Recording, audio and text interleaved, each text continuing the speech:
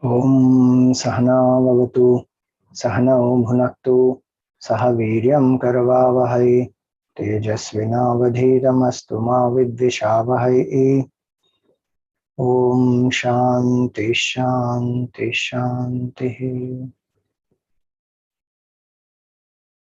Om Satchidananda Rupaya Vishwotpattyadihetave Tapatraya Vinashaya Shri Krishnaya Vayam Namaha.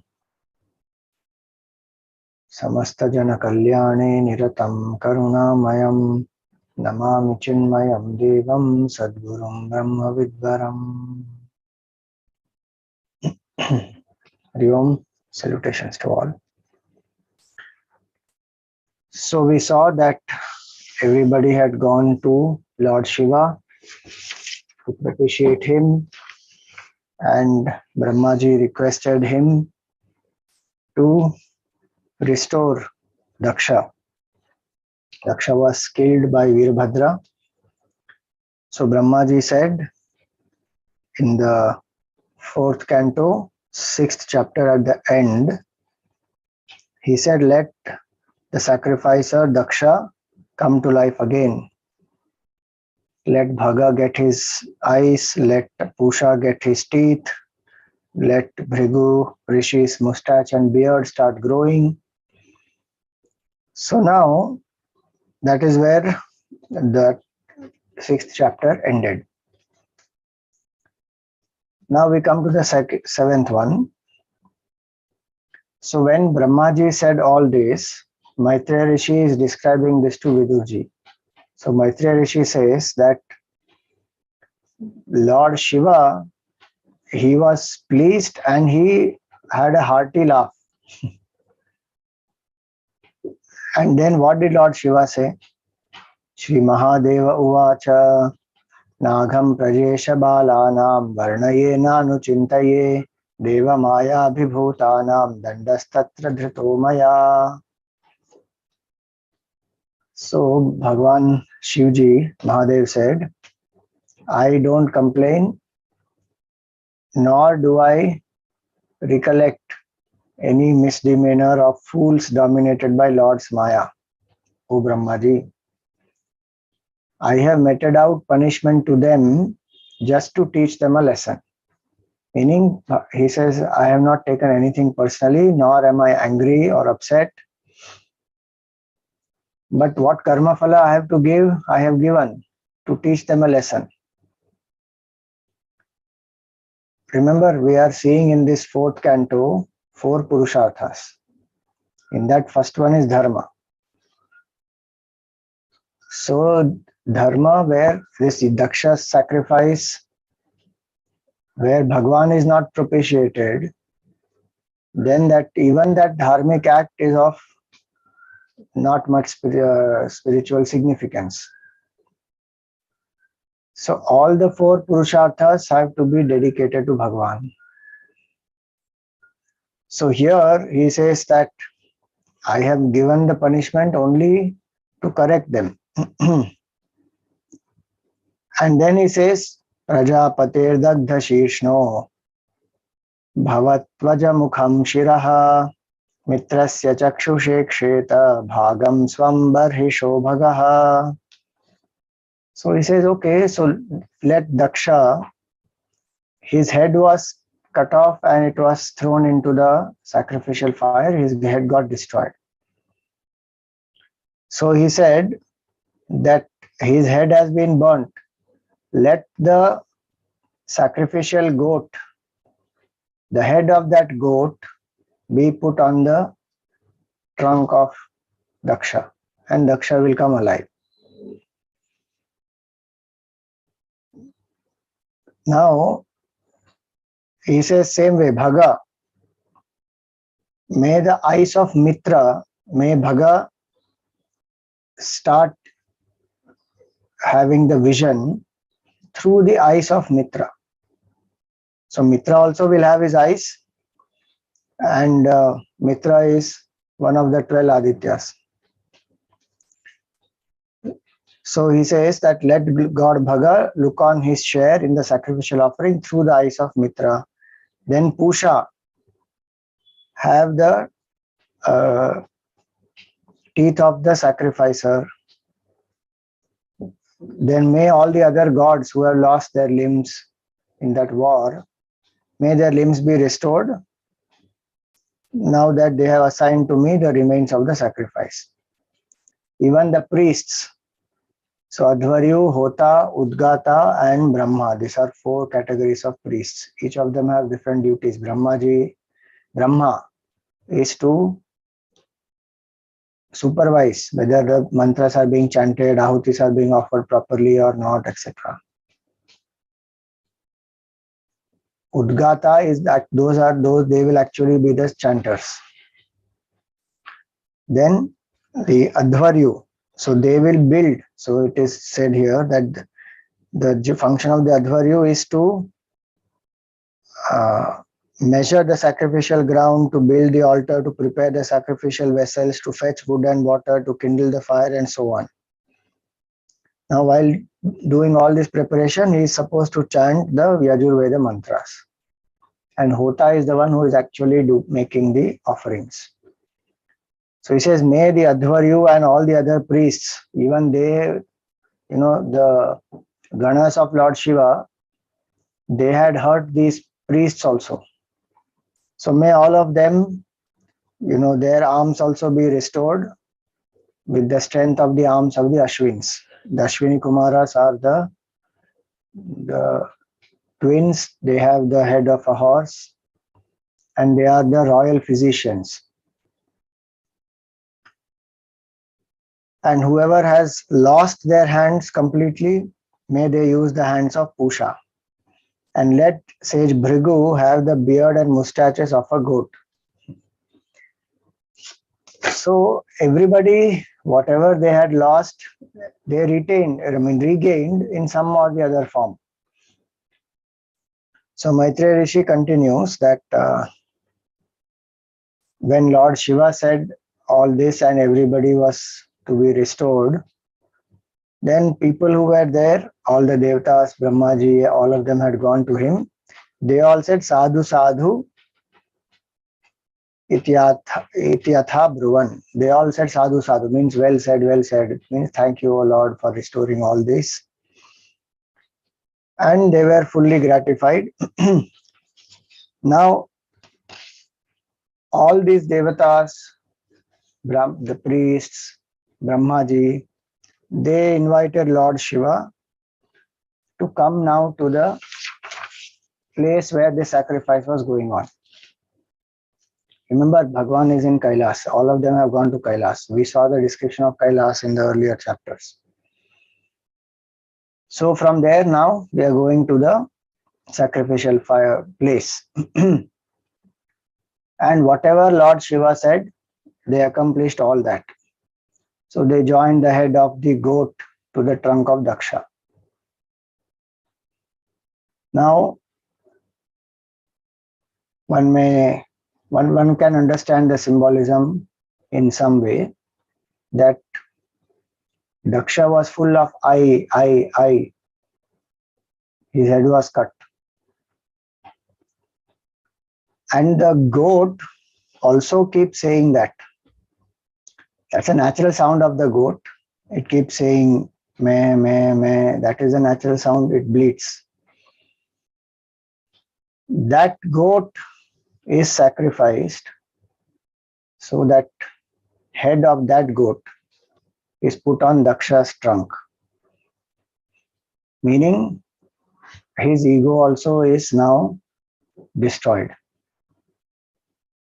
And of course, functionally speaking, that head of his got completely burnt, and then the head of a goat he is having, and that will remind him also of what has happened and how he should remain grounded. He may be the lord of all Prajapatis, but he must remain grounded and serve selflessly, silently.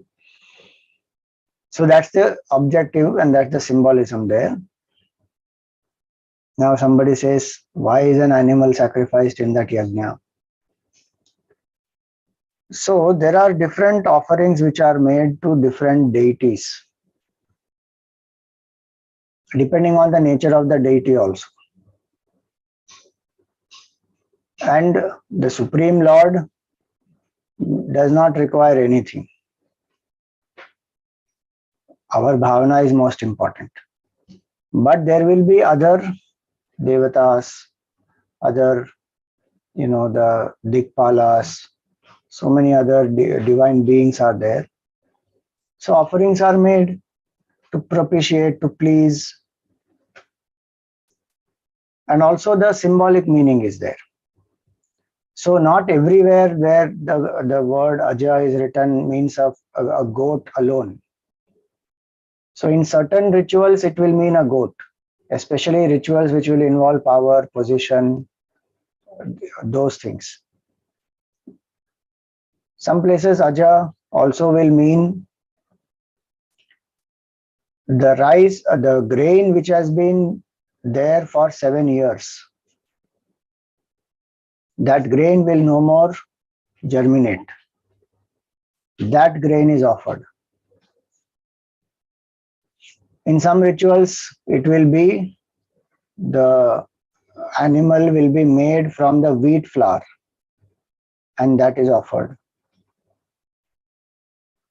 Symbolic meaning remains the same of giving up the ego and egocentric desires. But depending on the level of the evolution of the person also, sometimes the offerings are made.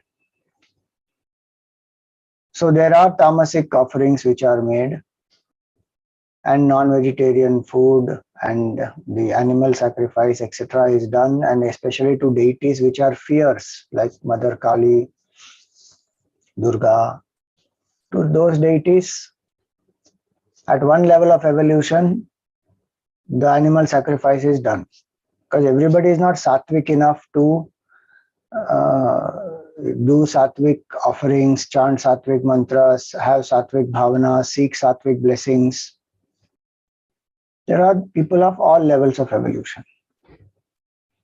So there will be some who will be at that level of evolution where they themselves eat non-vegetarian, and they themselves have many animalistic tendencies also. They also need more of ugra sadhanas to be done. So they may offer. Like Ramakrishna Paramahamsa, he worshipped Mother Kali, but he did not sacrifice a goat and offer, because his mind is of a different level, uplifted. So it is not that every time Mother Kali has to be worshipped, every devotee has to offer a goat. It depends on the level of evolution, what is the desire in the mind of that person, why some things are being offered. So there are many reasons behind it. So it is not that animal sacrifice was never a part of the Sanatana Dharma. It was a part, but that is not the only type of offering, or that it is not that without that there a particular sadhana is incomplete. Even in a temple, if you go, there will be a Bali Pitha. Now we don't know that a Bali Pitha is not just meant for killing the animal. Bali Pitha has different levels for different devatas and Gandharvas and Apsaras and Siddhas and Dikpalas. So there are different levels of Bali Pitha. Some 3-4 levels will be there. So if you actually see the ritual that the temple priest will do, is the Naivedya, when it is offered, it will be offered first to the Lord in the Sanctum Sanctorum, the main Murti of Bhagavan, where Prana Pratishtha, etc. is done. So it will be offered to that Lord. Then it will be offered to the Utsav Murti, that Utsav Murti which is taken around in the chariot, in the city, etc. So then it is offered to the Utsav Murti. Then it is offered to the Devatas. And this all the divine beings, Devatas, Apsaras, Gandharvas, Kinnaras, Siddhas, all of them, Dikpalas. So there are different levels in that Bali Pitha where these offerings will be kept for these deities. So we should not limit the word Bali only to animal sacrifice. Bali Pitha is there in a lot of temples. Does not mean every temple they are doing animal sacrifice, not necessary.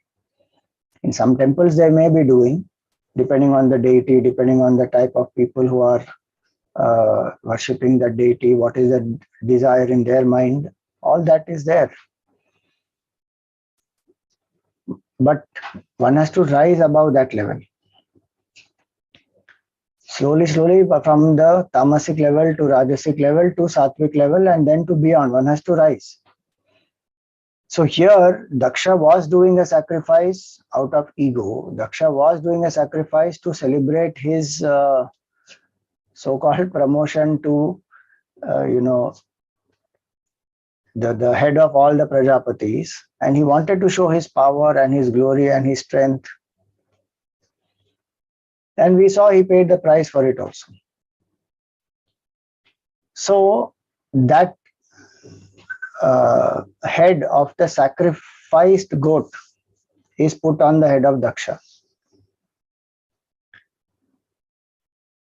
And when this trunk and the head were joined, Daksha came to life, and Lord Shiva, he's called Rudra here, that's his main form, Rudra, gave him a very kind, compassionate look. And when he got up from, as though he got up from slumber, he was actually dead, but he woke up as though he woke up from slumber, as though he just had gone to sleep and he woke up. And there, when he woke up, he saw Lord Shiva in front of him. And Lord Shiva,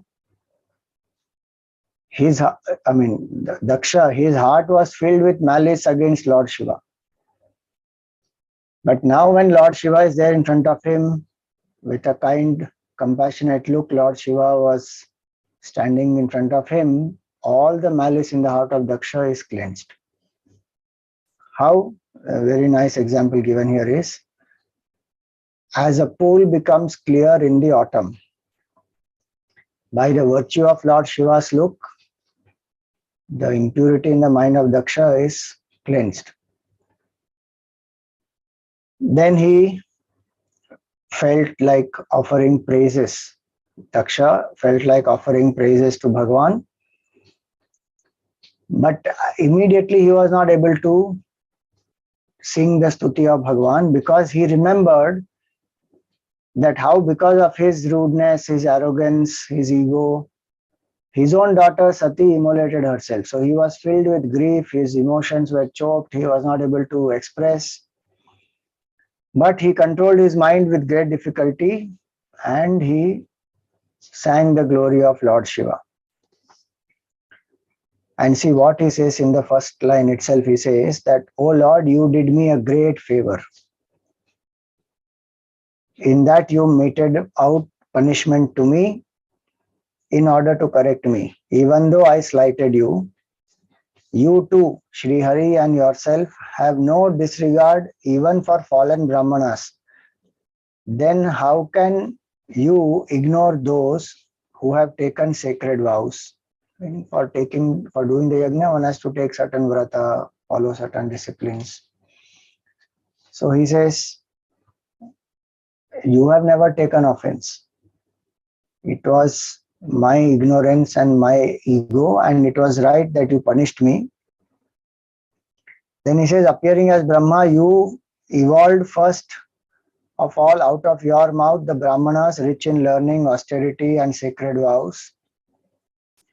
Vidya tapo vratadharan mukhatasma vipran brahmatma tattvam avitum prathamam tamasrak. And so, why these Brahmanas were created? For preserving the knowledge of the spiritual reality. That is their main job, to study, to preserve that knowledge, to share that knowledge, to live that knowledge. That is their main job.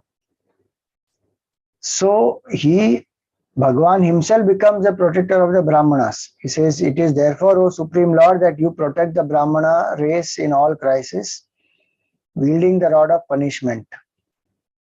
So the Bhagavan himself even punishes Brahmanas, then what to talk about anybody else? That's what he means. If Brahmanas get distracted, Bhagavan himself punishes. Sometimes, obviously, through law of karma, he is the karma phaladata. And so he says that just like a cat, the shepherd has a stick. And with that stick, if the cattle goes astray, he may even hit the cattle and get it on track. Same way, Bhagavan protects even those Brahmanas. He says, may the Lord, who, though insulted with abuses piercing as arrows in open assembly by me, overlook that fault of mine. You know, privately also, if that insult has happened, it is one thing. This is in open assembly. Bhagavan Shiva was insulted by Daksha. And Bhagavan still did all this Leela. And he says here that overlooked that fault of mine and saved me from falling down through the vilification of the most adorable by casting his gracious look on me. If this whole Leela had not been done, the consequences for Daksha would have been much more terrible. Not only did Bhagavan give him punishment and teach him the right lesson, but also he does not have any grudge against Daksha. And on the contrary, he has more compassion. So with the compassionate look, Daksha's impurity of mind also got removed. So he says, may that Lord be pleased with his own benevolent act, because I am not capable of praising Bhagavan and his glories and his Leela. Oh Lord, you be pleased with what you have done. I have understood the purpose. I am very grateful that you have corrected me. This is one nice thing, at least from Daksha we can learn, that he accepted his mistake. He accepted that the punishment was a just punishment. And with humility, he expresses this in front of the Lord. Now, when Daksha sought forgiveness of the Lord, and Daksha took the leave of Brahmaji, took permission of Brahmaji, and he resumed the sacrifice. So, just because the sacrifice had been, there was a war and lot of death, etc. had happened in the sacrifice. The entire sacrificial ground was, turned into this war field. So a lot of impurity has taken place in that entire place. So all that has to be cleansed. So for the removal of the pollution caused by the touch of the attendants of Rudra, they are called Pramathaganas, and to continue the sacrifice, the place was cleaned up, and then the Brahmanas offered an oblation called Purodasha. Purodasha. It is written here, a mass of ground rice rounded into a kind of cake, which was intended for Lord Vishnu and placed in 3 separate receptacles. Now Daksha, in his mind, now is sincerely thinking of Bhagavan, you see. This 18th shloka. Advaryunat havisha yajamano vishampate dhiya vishuddhaya dadhyau tatha pradur abhudharihi. Now this Daksha contemplated on the Lord with a pure mind, along with the Advaryu, who stood holding the oblation in his hand. And as he stood that way, and Daksha remembered Bhagavan, now Lord Vishnu manifests. Bhagavan Vishnu is called Yagnapati. He himself is called Yagna also. He is Yagnapati also, and he is Yagna also. Yagno vai Vishnu, it is said. So Bhagavan Vishnu himself manifests there. Earlier, Brahmaji and Vishnu Bhagavan didn't go to his sacrifice. And he was not even propitiating the Supreme Lords, nor he had kept an offering place for Lord Shiva. It was a full show of his ego and his power that resulted in this entire destruction. Now he is purified in his mind, he has that humility, he has sought forgiveness. And here now he remembers Bhagavan, so Lord Vishnu himself appears. Now there is this description of Lord Vishnu, his form. So Bhagavan is very bright and brilliant, effulgent. That splendor of his illumines all the 10 quarters. And all the splendor of the other devatas is eclipsed by the splendor of Lord Vishnu. And he came there along with Garudji. And Garudji is also called Daksha. In the Shanti Mantra also it comes Swastinas Tarksho Arishtanemihi. So Daksha, one meaning is wind also, other meaning is Garudji. So he came on Garudji, and the two wings of Garudji are the metrical hymns called Brihat and Rathantara. Now Bhagavan, his complexion is golden, there is a pitambar wrapped around his loins, he had a crown shining like the sun, his face was graced with dark black, the curly hair, as dark as the bees. He has Makara Kundal. This form of Bhagavan is with 8 hands, not Chaturbhuja, with Ashtabhuja, with 8 arms. And what is he holding in those arms? A conch, a lotus, a discus, a shaft, a bow, a mace, a sword, a shield. All these 8 are for what? To protect the devotee, to help the devotee, to make the devotee realize oneness with the Lord. So with all these 8 ayudhas, he appears and he looks like a blossoming Karnika tree, Karnikara tree. Where is Mother Lakshmi? On his chest in the form of the Srivatsa. And he is having a beautiful Vanamala and having a gentle, pleasant smile on his face.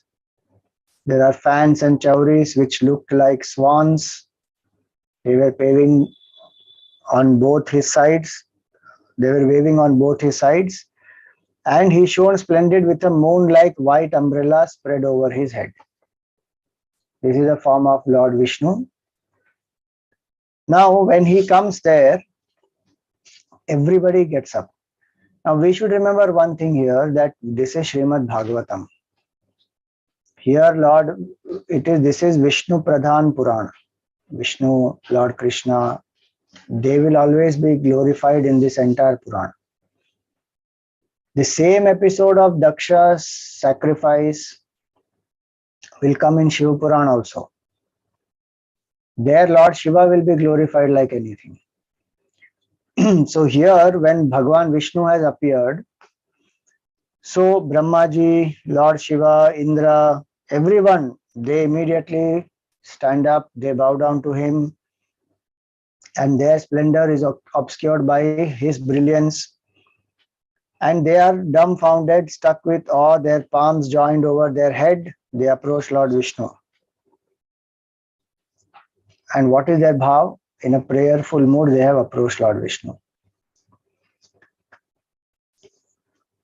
Now, everyone tries to glorify Lord Vishnu with their limited powers of speech, of mind. The infinite glory of the Lord cannot be sung by these finite equipment, but they all try. So first and foremost, so Daksha, he sought the protection of the Lord, the supreme teacher of the Prajapatis, who is the enjoyer as well as the bestower of fruits of all sacrifices. So he sought the protection of the Lord means what? From the ego, we have to protect ourselves. It is not from some enemy outside. Our own ego, our own arrogance, and our, attachments, aversions, insecurities, then the need to assert oneself and make people recognize my power, all those things only trap us.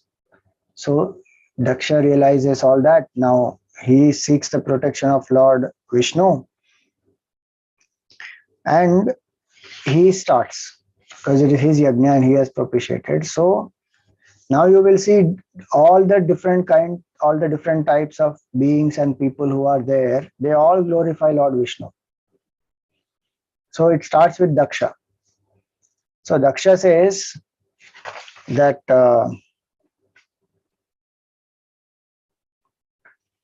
Daksha Uvacha Shuddham Swadhamyuparata Khila Buddhyavastham Chinmatramekam Abhayam Pratishidhya Mayam Tishthanstayaiva Purushattvamupetya Tasyam Aste Bhavan Parishuddha Ivat Matantraha. So he says that in your glorious being, you are pure consciousness, undifferentiated, fearless, beyond all states of mind. You are ever free, having negated Maya. But when assuming jivahood by the same Maya, you abide in that Maya and you appear as though tainted with the three gunas, Rajas, Tamas, Sattva, etc. So that is his glorification, that, oh Lord Vishnu, you are the absolute pure consciousness. And really speaking, protection from the ego comes only when we assert our true self, or the true nature of the self. And that is this. And what is that true nature of the self? Not somewhere inside my mind. It is one infinite consciousness. And that consciousness alone is creator, sustainer, destroyer, who has become Ishvara, and who has also, using the power of Ishvara, using the power of Maya, has become Ishvara. And so he says that ever free, having negated Maya, you are that Brahman free from Maya also. And you are only that consciousness which becomes Ishvara and creates the world, and then as though comes under the play of Maya and becomes the Jiva. So you are that pure consciousness which has become Ishvara also, Jagat also, and Jagadishvara also. Jiva also. All three, you are only that one consciousness. Then the priests, they say that, the priests, they think ritual is everything. And ritual will generate punya, and this punya will lead them to heaven, and it will give them other blessings also that they seek. And in that process, they also forget Bhagavan, that the karma phala comes from the Lord himself. So the priests, they say here that with our mind foolishly attached to the ritual, as a result of the imprecation uttered by Nandishvara, we know not your true character. We have known only that form of yours which is known by the name of sacrifice. Dharmopalakshanamidam Trivridhvarakhyam Jnatam. Now this sacrifice will give merit, dharma. And that is the theme of the three Vedas. And for conducting which the sphere of each particular deity has been defined. So who are the devatas? What are their realms? What is the offerings to be done to them? How they will bless? How the punya karma one will get? How one will enjoy that punya karma? All that one has understood from the Veda, but one has not understood the essence. These rituals, etc., are a means to purify the mind if it is done with the bhava of dedication to Bhagavan. By themselves, they will never lead to ultimate liberation. They may lead one to heaven, they may lead one to, greater prosperity, good health, proper family, name, fame, all that one may get because of punya. Satsang also one gets because of punya. But ultimate liberation comes only through jnana. Through what Daksha said, the realization that there is one consciousness alone. So they praise the Lord that actually you are the one who is to be propitiated through the yagna. Getting merit is secondary. Forgetting Bhagavan, if one is behind just some punya karma to go to heaven, one will not be free from cycle of birth and death. So that is what the priests, they praise the Lord. Then the head of the priests, the group of priests, whoever, either individual or the group called Brahma, they are the superintending priests. They give a nice analogy of the samsara. So what do they say? Tormented by desire and oppressed by the heavy burden of the body, which one thinks of as oneself, and the house, which one calls as one own. So I and mine. This company of ignorant folk has been traversing the path of transmigration. This is samsara. And what is the description of samsara? It is devoid of any shelter, difficult to tread on account of great hardships. There are fierce serpents of death ever lying in wait to devour these people who are passing through this journey of samsara. And though everybody is sure to meet that death, the senses are completely enamored by this mirage of sense pleasures. And there are also the pitfalls of pairs of opposites. Just imagine walking through a place where there are pitfalls, where there is a mirage of sense temptations. So one is not seeing pitfalls, nor is one seeing death waiting for the person in the form of fierce serpents. And then there are carnivorous animals on the way in the form of wicked people. And there is a wildfire around in that forest.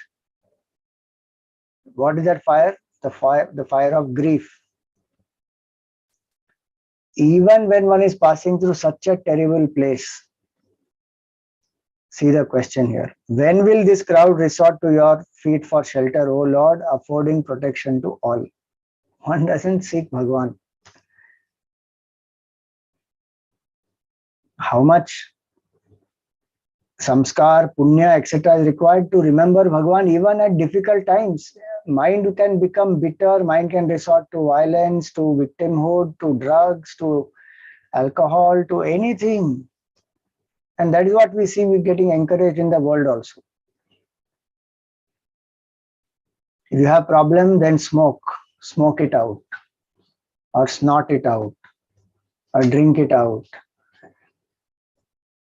Complete delusion. Already I have a problem, I need to deal with that. Now I'm adding another layer of problem with all these intoxicants and all that. And now in that deluded state, I may land up doing something, destroy someone, or tell something which is insulting, abusive, and then land up in further trouble. What kind of chaotic situation? The priests here, they are saying that in terrible samsara like this, where death is certain, the serpents are waiting, pitfalls of the pairs of opposites are there. This wild animals, carnivorous animals in the form of wicked people are there. There is a forest fire full of this grief. And in that there is a temptation of the sense enjoyments. And this person who is passing through all this still doesn't need your support and doesn't seek your protection, saying, Bhagavan, please help me out of this. How powerful is that Maya of Bhagavan? And by implication, obviously, if Maya of Bhagavan is so powerful, Bhagavan is Maya Pati, He is much more powerful. And if this Maya of the samsara has to be crossed, then one has to seek protection of Bhagavan. There is no other respite actually. We may take some other support, talk to some friend, unburden your heart, share with people, ask guidance, whatever. Those things one may do. But ultimately one should know that Bhagavan is my sole protector. The faster I seek the protection of the Lord and pray, surrender, tune up, the better it will be to come out of the samsara. So here that is a form of praise. That when will the Jiva ever take your refuge, O Lord? Then Lord Shiva, who is also called Rudra, he says that your charming feet, Tava Varada Varangrava Shishe Hakhilarthe, they confer all the desires. Whatever one seeks in the world, anyone is devoted to your lotus feet, all the desires get fulfilled. Your lotus feet are like that. They deserve to be worshipped. The Rudra is saying that your lotus feet deserve to be worshipped even by those hermits who are not attached to sense enjoyments. Because one should not think that, okay, we worship the Lord only to fulfill our desires. I don't have any desires, so I don't need to worship Bhagavan. If I don't have desire, then I will worship the Lord more, because that is the mind which has bhakti. That is the mind which has more purity of mind. It will naturally go towards Bhagavan. So here he says, even those ascetics who have not attached to sense enjoyments, your feet are worthy of worship even by such great renunciates. If ignorant folk dub me as one who has cast to winds all the rules of decorum, because Lord Shiva, we saw how Daksha criticized Lord Shiva. And he said, you have a garland of skulls and you are not clean and you have a long jata, and so many things he described. He says, if ignorant people, they think that I don't follow any rules and I live in a wild way. He says, my mind is fixed on your feet. It is by your supreme grace that I don't pay attention to any of these. Lord Shiva is saying this. This is a nice point to learn for a devotee. If we are anchored in our dharma, our duties, and we have bhakti towards the Supreme Lord, we don't have to bother what people are saying. Obviously, constructive criticism we can always take, improve ourselves, no denial of that. But if people say, like how Daksha criticized Lord Shiva, like that people may criticize us also. At this age, why do you need to do all these sadhanas? You must enjoy life. Where is God? Who has seen God? All this is only creation of some human beings. They wanted to dominate and control the society. It's a creation of some priest class. All these rituals are of no use. So many people will go on telling 20,000 things. Unfortunate. Our own people will criticize our own culture without knowing what it is meant for and what was the significance, why it is done, how it will benefit them even now. They will criticize the culture, they will criticize the practitioners of it, and then they will pose as though they are great, scientific, rational-minded people who are advanced and liberal in thinking and who are, not getting stuck in all these petty things. One should just ignore. There's no need to convince them. When their karma will become ripe, as and when what will has to happen, it will happen. Once or twice we can try, if some people are near and dear to us, we can try to explain to them, make them understand, find some deeper reasonings why certain things are done. If that doesn't work, leave it. In time, whatever has to happen, it will happen. We don't have to correct everybody or convince everybody. It doesn't That is not required. We must ensure that our Shraddha doesn't get shaken up by these people. Otherwise, we doubt our own pursuit. And then we stop doing that. Lord Shiva himself is saying, I don't care because my mind is absorbed in your lotus feet. So this is the glory of Bhagavan's feet.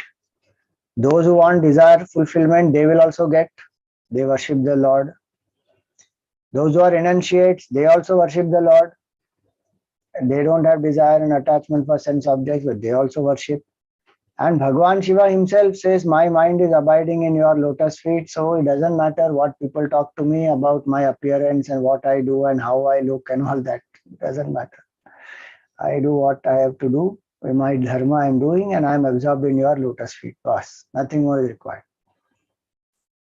Then Bhrigu Rishi is saying that Brahma and other embodied beings who have been deprived of self-knowledge by your incomprehensible Maya and sleep in the darkness of ignorance are unable to know even to this day your reality, which permeates their own self.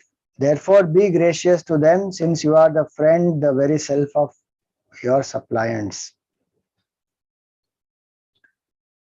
Now people ask about Bhrigu Rishi. Bhrigu Rishi, so there are two opinions. One opinion is he is an enlightened master, enlightened being, and he does leelas to glorify Bhagavan.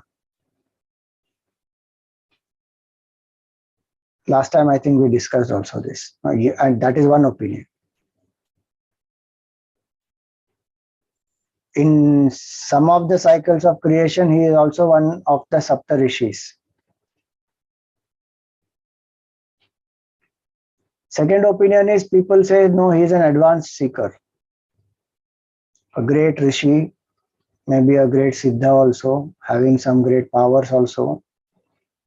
And still a great devotee of Bhagavan. So he has access to all the three, Brahmalok, Vishnu, Vaikuntha and Shivalok. He can go anywhere. So one can say either of them, whichever. He's an enlightened being or is a great devotee or an advanced seeker, whichever one wants to.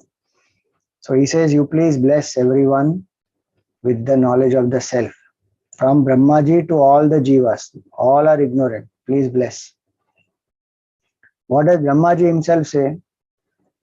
Brahmaji says, what jiva perceives through the senses, that is not real. And you are not limited by that. So, he says here, your reality is not what the jiva perceives through the senses, because the senses will see duality. And so the senses, the sense object and their connection, the knowledge of the sense object will rise. So when the senses contact the sense object, there is a knowledge of sense object which will arise. He says all these three are not you. You are the enlivening force of all the three. These three are called Triputi. The knower, the known, and the knowledge. The eye is the seer. Let us say this computer is the seen, and the knowledge of the computer rising in the mind because eye contacts the seen. So in that way, if one says that Bhagavan is only this form, Brahmaji says, no, you are not limited by the form. You are that consciousness because of which the eye can see the form and the knowledge of the form is rising. That's what he means here. That you are the very ground of knowledge, the object of perception and the senses, and therefore distinct from this illusory world of matter.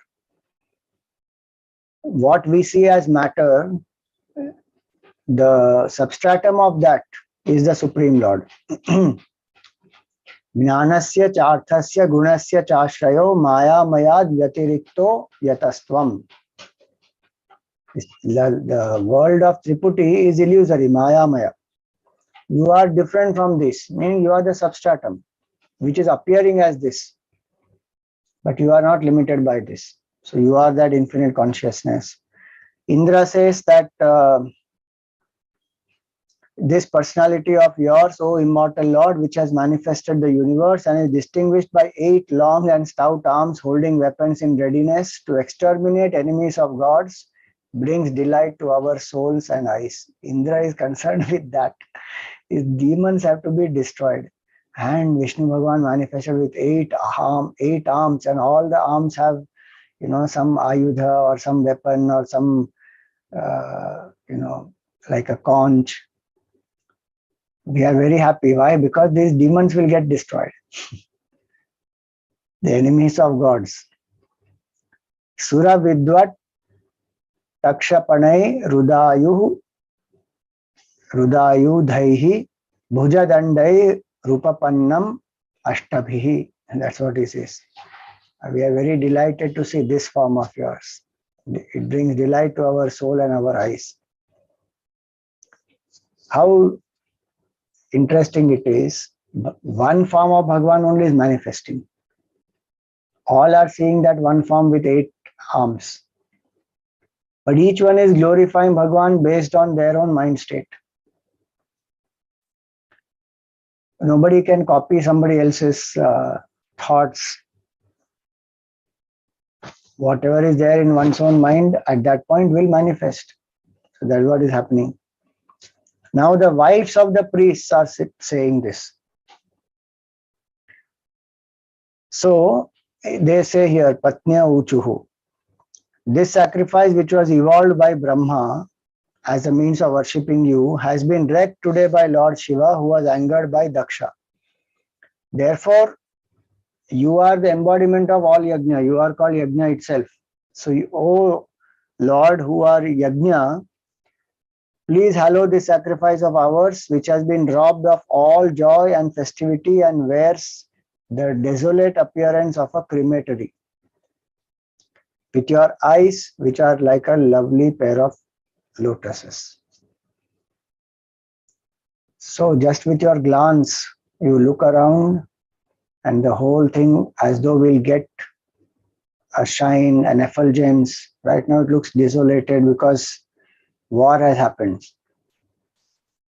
They are concerned with how it looks, how it has to be again made into like that festive atmosphere types of a situation. So then the rishis are saying that Ananvitam te bhagavan vicheshtitam yadatmana charasihi karman ajyase vibhutaye yata upasedurishwarim namanyate swayamanu vartatim bhavan. So singular are your doings, O Lord, in that while you perform deeds yourself, you are not affected by them. So we do karmas, we get affected by karmas, we get bound by karmas. But Bhagavan does karma, but karma will not bind. Why? Bhagavan is infinite and his karma is not born out of ahankar like us. His karma is meant for the jiva kalyan only. And it is a leela of the Lord also. So it doesn't bind. You do not think much even of Lakshmi. Mother Lakshmi, everybody runs behind her, pursues Lakshmi Devi, they seek wealth, power, position, all that. And Lakshmi Devi is waiting for you. Lakshmi Devi is serving your feet. So you are that Supreme Lord. That is what the rishis they say. What do the Siddhas say? Scorched by the wildfire of afflictions, oppressed by the thirst of sensuous enjoyment, this elephant of our mind has plunged into the river of pure nectar in the shape of your stories, and thinks no more of that forest conflagration, nor comes out of the river like the one that has attained oneness with Brahma. Brahma here means Brahman. So Siddhas literally means that. Those who are perfected beings, those who have realized oneness, and for some reason the Lord himself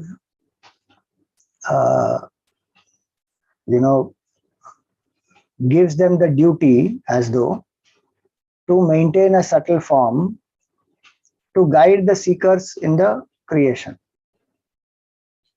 So they are perfected beings. They are called siddhas. So that's why they are saying here that this, what was said earlier, no, by the superintending priests about this samsara and conflagration of wildfire and serpents and pitfalls and carnivorous animals and all that.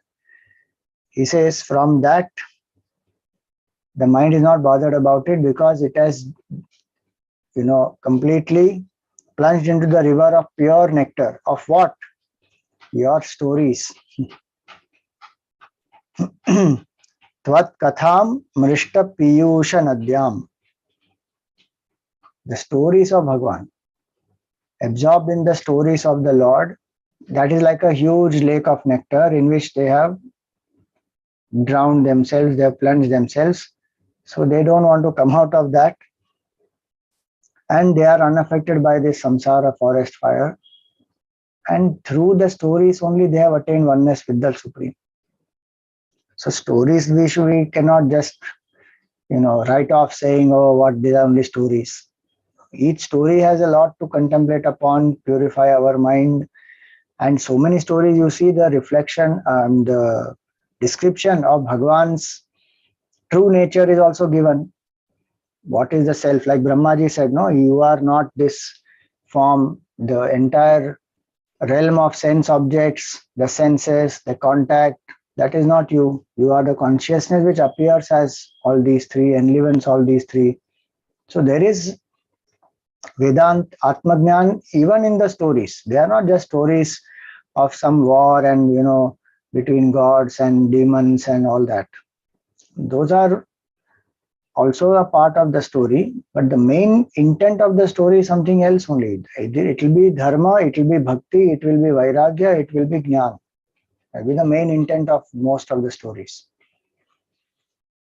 So these are the siddhas. Then the yajamans. Along with Daksha, there may have been some more yajamans. So all of them, they are saying, welcome is your visit to this sacrifice. Be gracious to me. Hail to you, O Lord, O abode of Shri. May you and your beloved spouse, Goddess Lakshmi, protect us.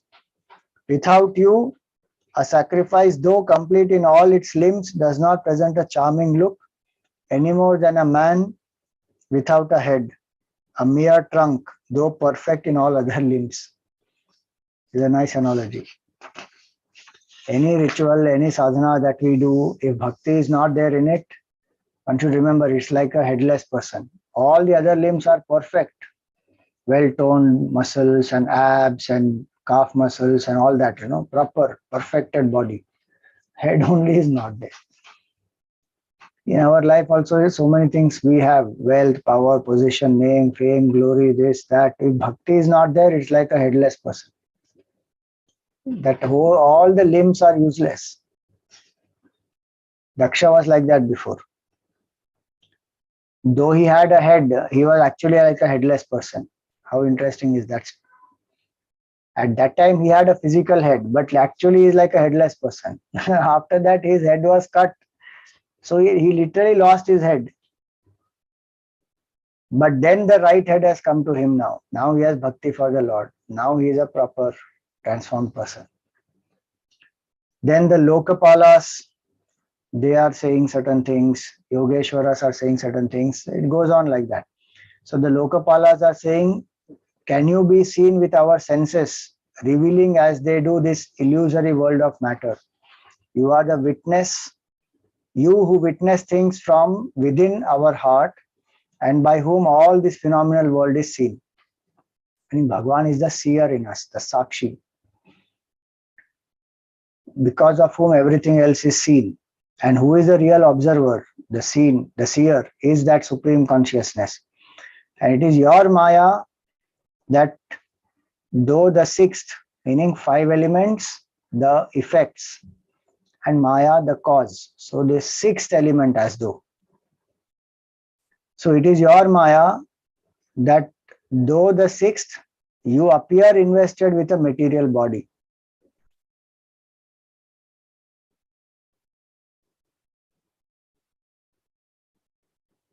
Using the Maya, that Supreme Lord as though takes a form, but he is formless. He is the infinite seer, the consciousness inside. That's what he means to say. Then there are Yogeshwaras. The Yogeshwaras are saying, no one else is dearer to you than he, O Lord, who sees no difference between you, the soul of the universe, and himself. This is called Advaita Vedanta. And this is in Bhagavatam. So one should not think Bhagavatam is only Dvaita and duality. This is pure Advaita. He's saying that there is to the Lord, that person is the dearest. In the Gita also 4 types of devotees. He says, Jnani tu Atmaiva me matam. Artho, Jignasu, Artharthi, and then Jnani. Jnani is the dearest to the Lord. Why? Because Jnani, Aham Sacha Mama Priyaha. He says, I and the Jnani are one. He says that devotee is the dearest to you. He says, nevertheless, be gracious, O lover of your devotees, to them who resort to you with exclusive devotion as to their master. Then there are devotees who also have the bhav of Dvaita, and they surrender to you that you are the Lord, I am the devotee, you are the Guru, I am the disciple. That way one has that bhav of Dvaita and one surrenders. He says, you please be gracious on them also. By your Maya, which exhibits a large variety of gunas due to destiny of jivas, you give rise to a sense of diversity with regard to yourself. Meaning, because of the Maya of Bhagavan, that one infinite consciousness appears as 3, Brahma, Vishnu, Mahesh. So for the creation, preservation and destruction of the universe, though in your absolute own state, you have cast off from yourself all motions of diversity as well as the 3 gunas. This is Advaita. So though Vishnu Bhagavan is glorified in this, Bhagavatam very clearly also speaks about the oneness of all the 3, that Brahma, Vishnu, Mahesh are one, they are not different. Then why Vishnu Bhagavan is considered superior here? That is because to bring the bhavana of Shraddha, Sharanagati in the devotees, and also to bring single pointedness in their mind, that don't look here and there. Be focused on one. That Vishnu Bhagavan is everyone, is everything. There is nothing more beyond that. So surrender to that Lord. In Hanuman Chalisa it will be said, Aura Devata Chittana Dharai. Hanumat say Sarva Sukha Karai. In Shiv Puran it will be Lord Shiva. In Devi Bhagavatam it will be Mother Kali. So each place, that particular deity is considered supreme. But the oneness of that deity with all the other forms also will be explained in that Purana. One should not forget that. Otherwise one keeps getting confused and then one will start fighting with each other. My deity is great, my God is greater than your God. Useless that is. Unnecessary fighting for no reason. When they themselves are saying that we are all one, that Bhagavan Vishnu himself will say later on also, here the Yogeshwaras are saying. Then Brahmaji, again he says, that you take upon yourself the quality of sattva in order to yield dharma and other objects of human pursuit. Dharma, artha, kama, moksha. Bhagavan takes up sattva guna and he manifests to bless people with this. And you are at the same time destitute of all attributes. So you are beyond all the gunas also, and whose real nature neither I nor even others know. Fire. Agni Devata is the one who receives all the oblations and passes it on to the Devatas. So he says, with my flames brightly kindled by your effulgence. See that? Agni Devata is also very clear. This brightness, this heat, this light in me is not my own. It is your effulgence. Because of that, this fire is kindling bright. He says, I bear to gods the oblation soaked in clarified butter in every good sacrifice.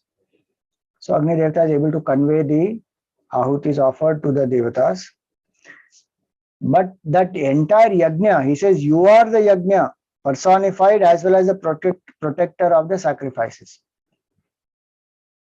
You are fivefold in character.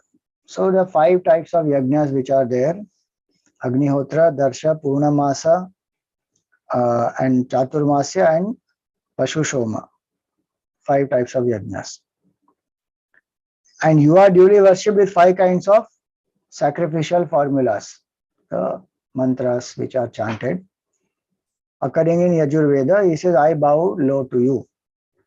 So, Ashravaya, Shraushat, Yaja, Ye Yajamahe, and Vashat, different types of mantras in Yajurveda specifically. You have to ask some ritualist if you want to know what are these. I am not aware of these 5, what they mean technically. Even the 5 types of sacrifices, I know Agnihotra, Chaturmasya is that which is done in the Chaturmasa, and Darsha and Purnamasa, I forgot actually what it is. It comes even in Mundaka Upanishad, Darsha Purnamasa. Even in Rudram it comes, the Darsha Purnamasa. That I will tell you next class. And this Pashu Shoma. So Agni praises the Lord through this, that my effulgence is there because of you, and because of your glory, I am able to convey this oblations to the Devatas. But you are actually Yajnapati, you are the protector of the Yajna also, and you are only worshipped through the 5 types of Yajnas and the 5 types of mantras which are chanted. Then the Devatas, they say that at the end of the previous round of creation and before this creation, it was you, the first Purusha, the Adi Purusha, who reposed on the excellent bed of Shesha, on whose waters on those waters submerged all the 3 worlds. So when the entire world is in Pralay, Bhagavan remains on his Sheshanag. That same Lord, the way of whose realization is sought after in their heart, even by the Siddhas. The Siddhas also are these, what we saw earlier, they sang the glories. They also have these 8 great powers, Anima, Mahima, Garima, Laghima, then Prakamya, Prakashya, Ishitva, Vashitva, 8. Ashta Siddhi Navnidhi ke Data, Hanuman Chalisa it comes. So these are 8 Siddhis. These people have these Siddhis. So these Siddhas, they in their heart, they want to realize this same Supreme Lord. He says that Lord, who is a primal Purusha, Adi Purusha, has appeared before our eyes today to protect us, your dependents, your servants. Gandharvas, they say these Marichi and other sages, as well as the host of divinities such as Brahma, Indra and others with Rudra at their head, are but rays of your part manifestations. They are all only part, Amsha. Amsham Shaste Deva Marichadaya Ete. O Shining One, we ever make obeisance to you. O Infinite Lord, to whom this universe is a mere toy box. Vidyadharas, they are another class of devatas, demigods. After attaining the human body, a means of realizing the object of human pursuit, that is moksha, the foolish jiva regards it as his own, his very self, and though reproached by his own senses that have strayed from the path of virtue, he longs only for the unreal pleasure of the senses. He alone who quaffs the nectar of your stories is able to shake off completely the infatuation of his mind. Again, the glory of Harikatha. Then the Brahmanas, what do they say? They are saying full Advaita now. See, what we see, no? Brahmarpanam, Brahmavihi, Brahmagno, Brahmanahutam, Brahmaivatena Gantavyam, Brahmakarma Samadhina in the Gita. And we chant this shloka before we have food. So that's called Brahma Yajna, where everything is seen with the idea that this is Brahman alone. The fire is Brahman, the offering is Brahman, the ghee is Brahman, the performer is Brahman, the ladle with which is offered is Brahman, everything is Brahman. That is here. You are the sacrifice, you are the offering, you are yourself the fire, you are the mantra, you are the sacrificial wood, the kusha grass, the sacrificial vessels, the priests, the superintending and the officiating, the sacrifice, the sacrificer, his wife, the deity, the act of offering, the oblations offered to the Pitrus, the juice extracted from the soma plant, the clarified butter, the sacrificial animal. All this is you. Then appearing as that Varaha avatar we saw. He says, appearing as the mighty boar, it was you who sportfully lifted the earth out of the depth of the ocean on your tusks. And the example given here is even like a lordly elephant would lift a lotus plant. For the elephant, what is a lotus? Hardly anything. Bhagwan lifted the entire earth just like a lotus. Effortlessly the elephant will lift it like that. Roaring and being glorified by the yogis. The Vedas constitute your very body, and you are both the institution of sacrifice and the vow to perform a sacrifice. Therefore, please be gracious to us, whose noble undertaking was interrupted and who were longing for your sight. Interruptions in sacrificial performances disappear when your name is chanted by men. If any interruptions happen, chant the name of Bhagwan and then continue. That's what he means.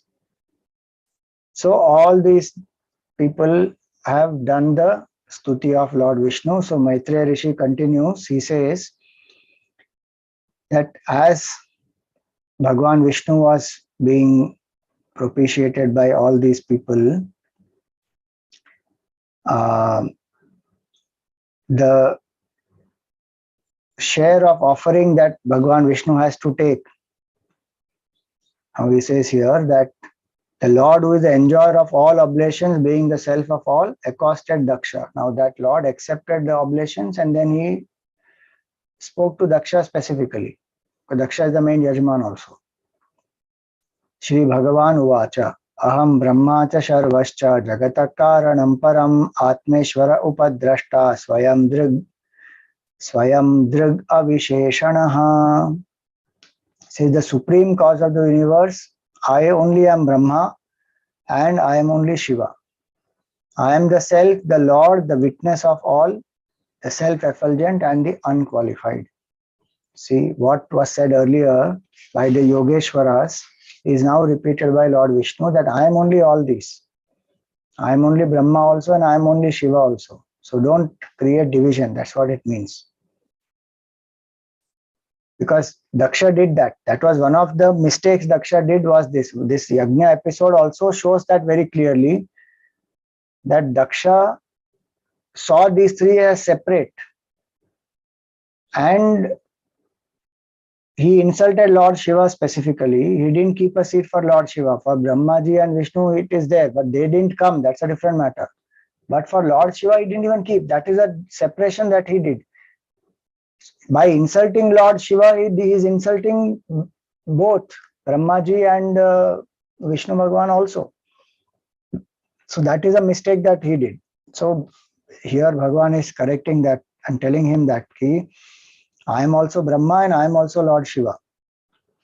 Embracing my own Maya consisting of the three gunas, it is I who create, protect and destroy the universe and have assumed diverse names such as Brahma, Vishnu, Shiva, appropriate to my functions. Very clear.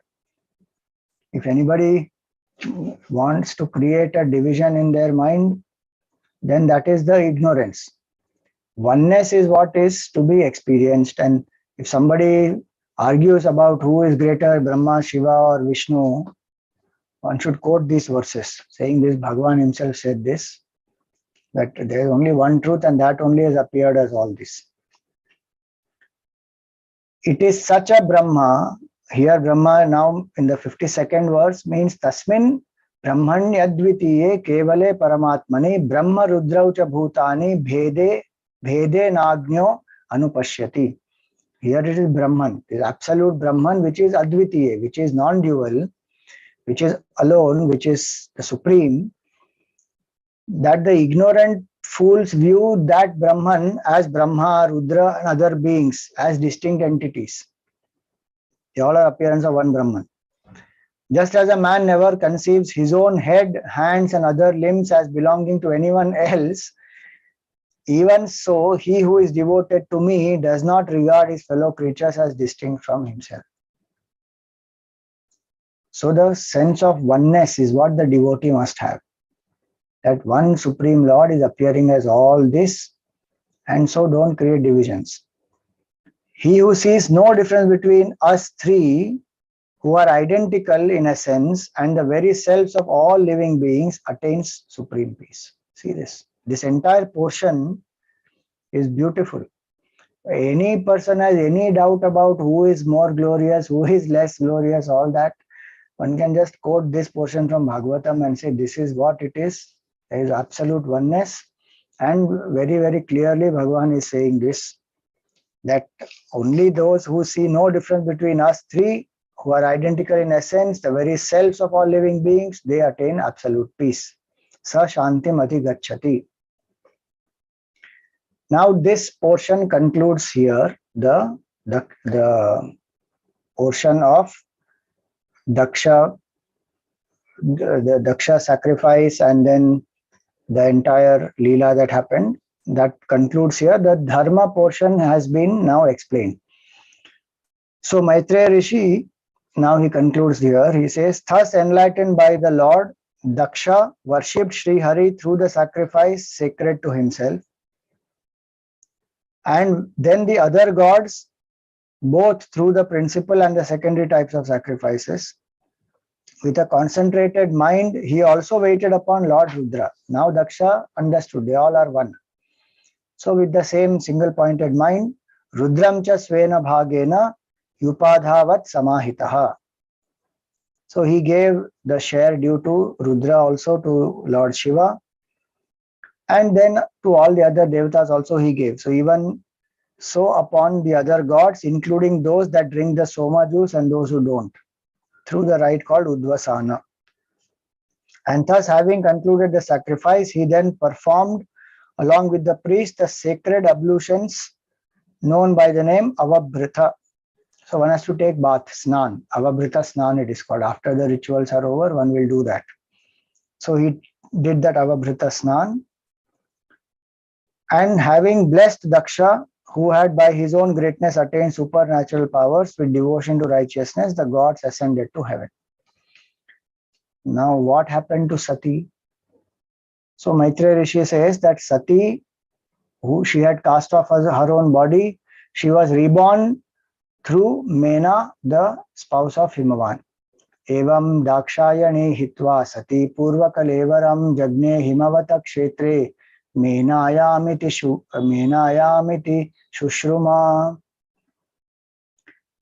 Just as having lain dormant, the divine energy embraces the Lord, Mother Ambika sought union once more with her beloved spouse, Lord Shiva, her only resort, exclusively devoted as she was to him.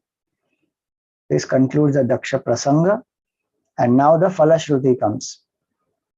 Etad Bhagavata Shambho Karma Daksha Dvaradruhaha Shrutam Bhagavata Chishyad Uddhavan me Brihaspatehe. So this story about Lord Shiva and this whole Daksha Prasanga, Maitreya Rishi has heard this from Uddhavji. And Uddhavji is the disciple of Brihaspati. And the Falashruti here says that the man who, with a feeling of devotion, daily listens to and repeats this sanctifying story of Lord Shiva, which confers renown and longevity and wipes out a multitude of sins, shakes off all the sin, O Vidura. So that's the Falashruti of studying this prasang and chanting this prasang, reflecting upon this prasang. So one portion of this fourth canto is over. Dharma portion is over. Now the next portion will be Artha, and for that we will see the story of Dhruva. Any questions for today?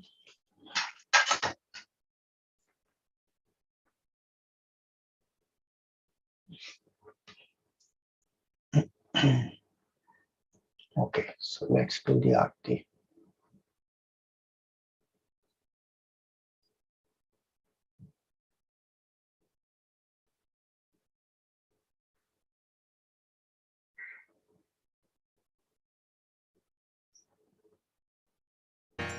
मंगल आरती प्रिया प्रीतम की, मंगल प्रीति रीति धूम की, मंगल कांति हसनी दसनन की, मंगल मुरली बीना धुन की, मंगल आरती।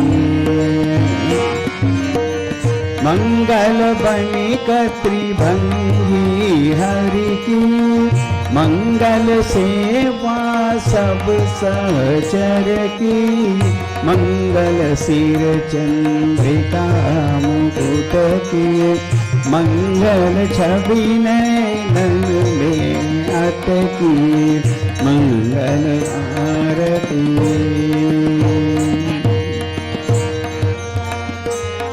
पभी अंग अंग की, मंगल गौर श्याम रंग की, मंगल अति कटि पियरे पट की, मंगल चितमणि नागर नट की, मंगल आरती।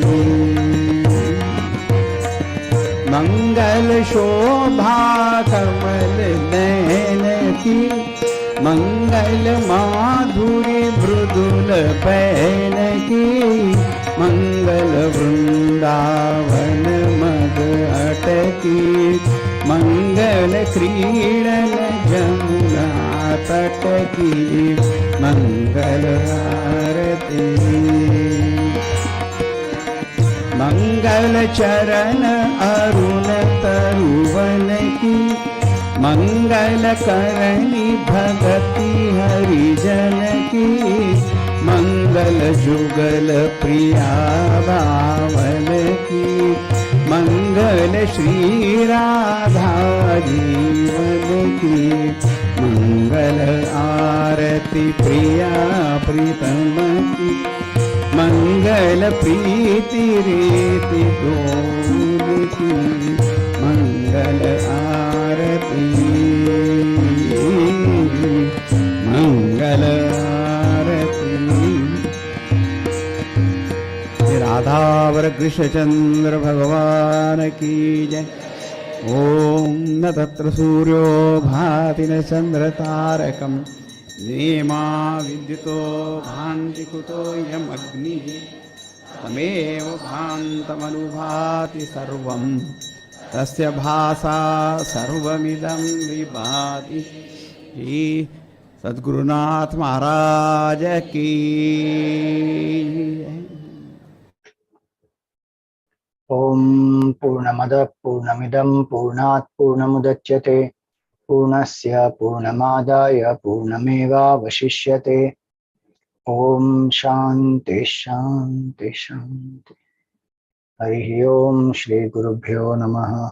हरि ओम।